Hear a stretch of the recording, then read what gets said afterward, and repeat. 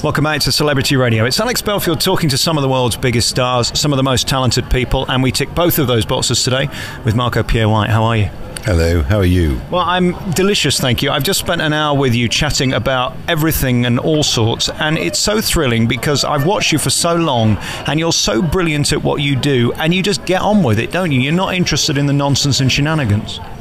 Well, I suppose I've got to thank my dear father for that. For the simple reason is when I was a young boy, he always taught me to be myself. He always taught me to roll up my sleeves, to do my job. And that's what I've always done, really, my job. And I don't try to be anything but a cook. I'm not a celebrity, I'm not a talent. I'm no one special, I'm like everybody else in this world. What I crave is ordinary, which I said to you earlier, is I come to work and I do my job. And my job today, really, if I'm honest, is inspiring the young, like having the catering students come and visit me this afternoon and show me respect and kindness. And I only hope that my stories and my philosophies and my thoughts inspire them. The last thing I said to them today is a story is more important than a recipe. A recipe can confuse you, but a story can inspire you. And if we're all brutally honest with ourselves, it's the stories that people told us when we were young which inspired us. And, when I was a young boy, I had that privilege of working with people like the great Michael Lawson at the Box Tree, the great owners of the Box Tree, Mr. Reed and Mr. Long, Ken Lamb the baker, Albert Roux, Pierre Kaufman, Nicolas Denis, the great Raymond Blanc. But what did they really teach me? Was how to tell stories, how to inspire people. That's what's important. A recipe, as I say, it can confuse. It reminds me of something that Brian Clough said to me many years ago when I was just starting in the business. He said, just remember, son, nobody will ever remember what you say but how you make them feel. And I thought that was so profound. It's a bit like that with a dining experience, isn't it? Or just sitting opposite somebody like yourself. You don't remember the intricacies of it, you just remember how it made you feel. For me, it's all about the emotional impact. The impact a person has on me, the impact an establishment has on me, the impact a plate of food has on me. And so Brian Clough was 100% correct. We forget, up to a certain extent, 90% of what people say to us. But what we will never forget is the emotional impact that individual has had on us. And when people have that ability to touch others, whether it's you with your radio, whether it's people like Brian, whether it's individuals like myself today with those college students. I'm not saying I touched every college student. I tried to, and if I did, then I succeeded. But if 4 or 5 of them walk away with 1 or 2 of those little philosophies, and the most important one I told them today was perfection is lots of little things done well. It's that simple. And to be honest with themselves, what do they really want out of life? It may sound a little grown up, but plot your life in 5-year blocks. Where do I want to be in 5 years? That's what I always did as a child. And as I say, the most important is like I say to my daughter every day of my life. I say to my little girl, nighttime is for creating dreams, and the daytime is for making them come true. And that's what I really believe. We go to bed every night and we dream. But in the daytime, we have to take those dreams and we have to make them come true. Because if you have a dream, then you have a duty and a responsibility to yourself to make it come true. If you don't make it come true, then you're a dreamer, you're a fantasist. And in the end, you'll be unhappy. So be honest with yourself. And through honesty within yourself, then you'll be honest with your dreams. It's what's within you. And find the confidence to bring it out of you and make it come true. How difficult is it finding people who care as much as you do, who represent you? I mean, you have restaurants in almost every major city, several in London. Here we are today in Nottingham at the Alea Casino. Is it tough finding people with the passion that you had when they were at your stage in that career? Everyone is an individual. Everyone is different. To expect others to be like you, in my opinion, is wrong. Respect people for who they are and for their capabilities and their strengths. As I always say in life, look at a person's strengths, not their weaknesses. If you understand and see their strengths, then you'll respect their weaknesses. If you only look for their weaknesses, you'll never see their strengths. It's about being honest. And a kitchen is made up of many talents, many individuals. Some people have more talents than others and some have less. But everyone's got their strengths. I remember when I was a young man, a man called Roland Lahore, who was without question one of the great chefs I ever worked with. Not famous, but a great cook. He said, Marco, in a kitchen, you need your donkeys and you need your artists. If they're all artists, they'll argue and fall out with each other. If they're all donkeys, nothing will ever get done. What he was really saying was respect individuals. Everyone plays an important part in the end product. It's all about what you put on the plate. It's about making people's evening. And you know something? Some of the most solid people in my life who surrounded me were never the greatest talents. The people who created the most stability in my life tended to be the donkeys. The ones who didn't have natural talent, the ones who it didn't come natural to, they had to work really hard. They had to give themselves. They had to fight to keep up with the team. They had bigger hearts than people who had natural talent. And sometimes in life, the ones who didn't have the natural talent, they surface. The ones with the natural talent, they just take it for granted and they fade away because they thought they were so special. But one of my favourite stories in life was always the hare and the tortoise. And when I realised in my life that I was a tortoise, not a hare. When I was a young man, I thought I was a hare. But I was a tortoise. And that's the truth. When did you wake up with this clarity and this philosophical understanding? I mean, were you born with it or did this come later in life? Well, as a young man, I had my difficulties as a young boy. And I'm sure you know that I lost my mother when I was 6. Not every young boy watches his mother carried away on a stretcher. I did. It took me many, many years to unravel that emotional confusion. And today I still have the pain that I had as a young boy. I just learned to live with it. And when I was in my 30s, I started to walk down that road of self-discovery, to discover myself as a human being. And I'm still walking down that road. And sometimes that road can be very lonely, but you have to be very strong. You have to find that inner strength. That inner strength that was instilled within me by my father. And I've always fought for everything I believe in my life. I've never tried to be controversial. I've never tried to be a star. I've always been Marco. And I've always fought for everything I believed in my life. And I've always put foundation behind my statements. But I started to walk down that road of self-discovery. And I think in life, if you find that inner strength to discover yourself, then you do things for the right reason, not the wrong reason. You fall in love for the right reason, not the wrong reason. You have that opportunity to realize your true potential as a human being. You have the chance of finding happiness, but true happiness, something that comes from within, not something which is superficial. We have a choice in life. We can swim in the shallow end of society, or we can swim in the deep end. It's our choice. And I was asked today by a young student from the local college, what was my greatest achievement? And I'm sure all those students expected me to say winning 3 stars in Michelin. Winning 3 stars in Michelin was a wonderful moment. It was a very, very, very special journey. But let's not forget, the men in rubber have less knowledge than me. So when they gave me 3 stars, no disrespect to them, it doesn't mean that much.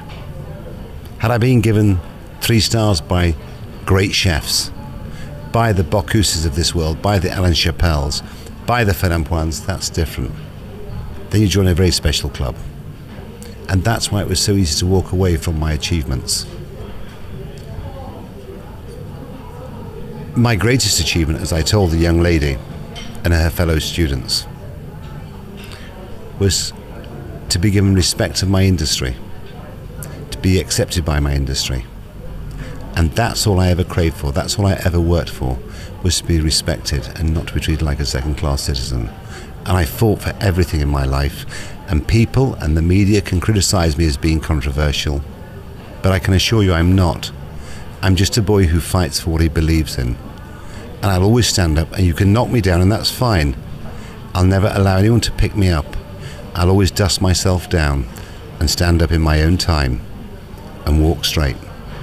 You said something very moving earlier. You said that you conduct yourself today with your mother in your mind's eye, and that's how you operate professionally and personally, and in how you treat other people. I thought that was very moving. Well, my mother was a very special person, and she, without question, is my moral compass. I mean, you know, and I often speak to my mother, and I ask her what she would expect of me, or what she would think of me, and what decision should I make. And I'm not saying I've got it right, because I haven't. I've made many mistakes, and if I'm brutally honest, I've mostly made more mistakes than most people in my life. But having said that, I've mostly taken more risks than anybody in my life. And so, to make all those mistakes, there is nothing wrong in making mistakes. But you have to be honest with yourself that you have done wrong, you have made mistakes. But through that understanding and acceptance, then you have the opportunity to take the knowledge from that mistake. And it's about fighting for what you believe in. And it's about being correct, it's about being proper, and it's about assisting the next generation, like I did today with, every time I come to Nottingham, I speak to the catering students. And today it may mean little to them, but it's about sowing those seeds. And it's about doing what you do well. I can't make anyone a 3-star chef, but what I can do is instill 3-star Michelin. And the most important line I taught those young students today was, I said, when I was your age, there was 3 things chefs never did. We never turned up late for work. We never walked out. And we never phoned in sick. We did our job. Because when I was a boy, it was a blue-collar trade. We weren't celebrities, we weren't famous. And if I'm brutally honest today, we're still not. We're still cooks. And because people want to show us attention, because people want to interview us, because people want to put us on TV, that's fine.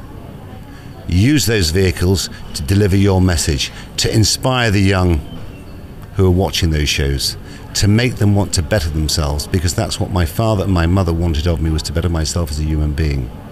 What does it feel like when you drive down a street and see your face 10 foot high on the window of a restaurant that you own, or on a billboard where they're promoting you? I don't like it, because it doesn't represent me. Yes, I accept that I'm a brand, and yes, I accept that I use my brand to assist in earning income. I'm like everybody else in this world. I have to go to work. I wasn't born rich. I wasn't born with privileges, and even if had I been born with all those privileges and true wealth, I'd still go to work, because I think it's hard work that brings out the truth within a person.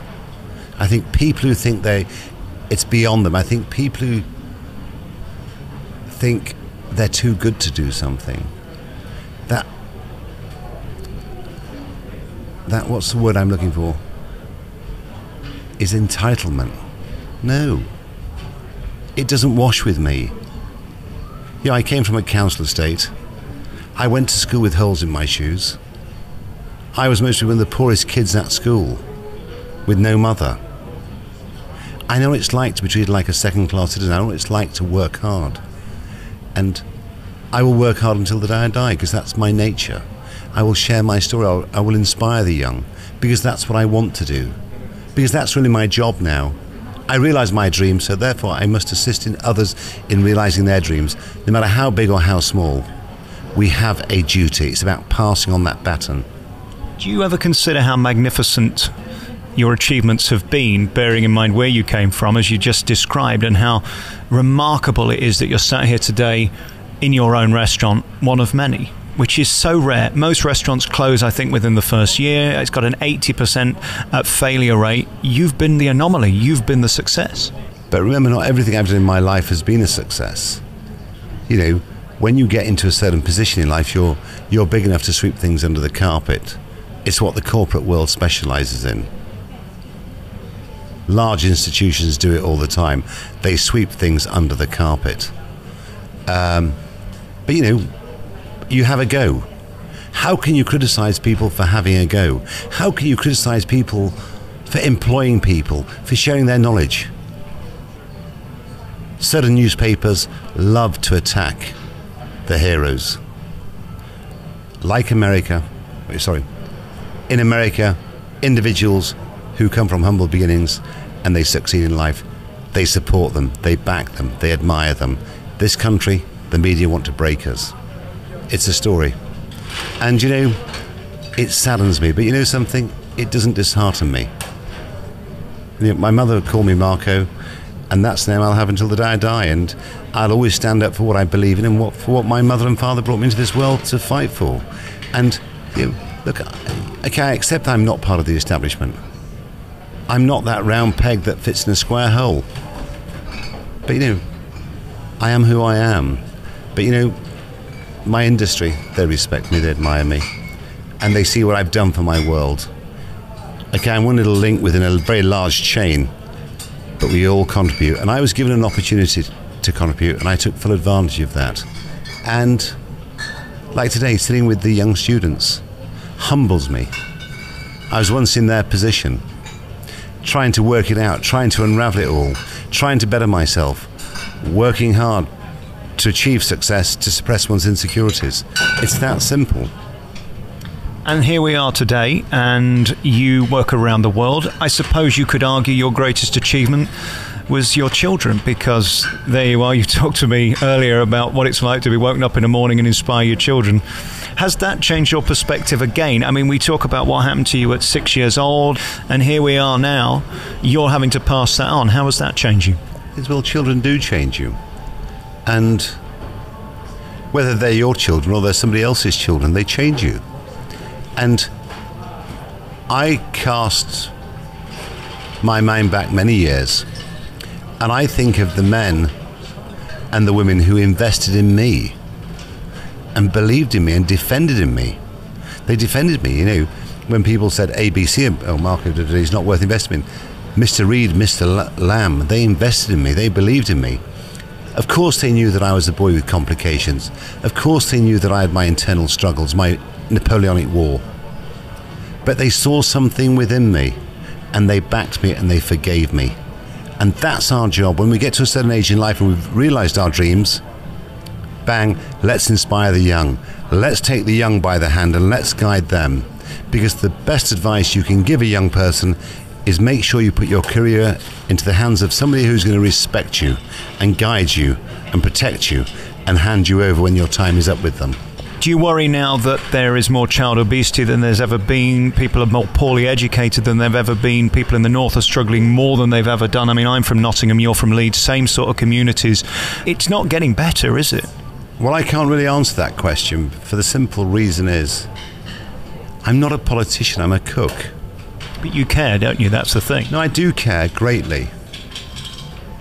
I mean, if you look at my phone, it's a 10-year-old Nokia. Yeah, what's going on with that? I mean, it's, you know, I don't understand laptops, iPads, iPhones, whatever they're called. I don't get them. I've never sent an email in my life. But what I do know about the very young is they spend too much time in their room playing these games. When I was a kid, we had lunch and we were turfed out into the woods and in the fields and we'd play football, and then we had to be back for 5 o'clock at the dinner table with our knees and our hands washed. and we ran around. I mean, I just find that, I don't know. I mean, I just think that, all this electronic stuff really confuses me, and I don't understand it myself. And yeah, I'm a dinosaur, but and I don't mind being a dinosaur, actually. I think it's good to have a few dinosaurs. Like I look at the kids today, they've got these iPhones and these laptops and these iPads or whatever they're called. And I mean, yeah, they're wonderful things. But I think young people have been exposed to too much too young. So they're growing up too quick. But where's the emotional growth? So there's this imbalance. So part of their brain is 20 years old when they're 16 because they've been exposed to so much stuff, but their emotional growth is 13. And I think this is the imbalance. And there's that sense of entitlement, which I don't understand. I was a kiddie, we used to do bob a job. If I wanted to go fishing this weekend, I had to do bob a job to buy my maggots, to buy my hooks, to buy my fishing line, And in many ways, the world we live in today is a better world, but in many ways, it's a sadder world. I mean, if I think of the world that I live in now, that lack of community is gone. I remember being a kid when someone died in the street. We had a whip round for a reef, and all the families would walk to the garden gate to show their respects. Today, where is it? When my mother died, my neighbours took me and my brothers in because my father couldn't cope. Obviously went down the pub and drowned his sorrows. But Mr. and Mrs. McCarthy for 2 or 3 days looked after us. The world has changed, and the world that I came from was quite a romantic world, even though we were poor. The world today it's superficial, it's materialistic. I don't really understand it. And again, just because we have 400 channels doesn't mean there's anything worth watching, does it? I don't watch TV. At all? I don't watch TV at all. I'll see TV when I walk into the bar next door, or I'll watch a movie when I'm on a plane. But I don't have a TV at home. I mean, I think they were rather confused when they sent me a bill for a TV license. I told them I don't have a TV. Weird. Did they accept your apology when you didn't pay it? Well, I think they were confused, a little like myself. No, I don't get TVs. I don't understand them. I sort of... For me, a TV is the modern day church. I prefer to go to the cathedral, light my candle and say my prayers and leave a few quid in the box. I don't want to be... I just find TV weird, really. Even though I do TV, I know that sounds like the contradiction. But I use TV as a vehicle to try and inspire young people who watch my shows. And very finally, is it fun being Marco Pierre White? Here we are sat having a glass of wine in your restaurant, of which you have many. You've got a family, you've got a partner, you've got memories, you've evolved as a human being. Is it fun being you? I've never asked myself whether it's fun being Marco, but it's a full-time job. It's 24/7 being myself. It really is, and I think life's all about being yourself. It's not about trying to be something you're not. And as I said to you earlier, my talents are always greater than my ambition. And that's the problem with the world that we live in today. People's ambition are greater than their talents. And let's not forget, ambition is the most dangerous occupation in the world. It may seem rather strange, me speaking about ambition, but I was never ambitious. And if I was, it was by default. Just by doing my job well. Is it, I guess, then harnessing that, and the more talented you are, the more disciplined you have to be ultimately? Discipline is the key to doing your job well. Staying focused. Having the confidence to make yourself vulnerable, to allow the talents within you to be released. That's the key. Meeting you today has been a greater thrill than doing this interview, because I've loved it. I thank you for your time. You've been so kind and gracious, and this will stay with me for a long time. Marco Pierre White, thank you so much. Thank you very much. You're very kind, and thank you for your time.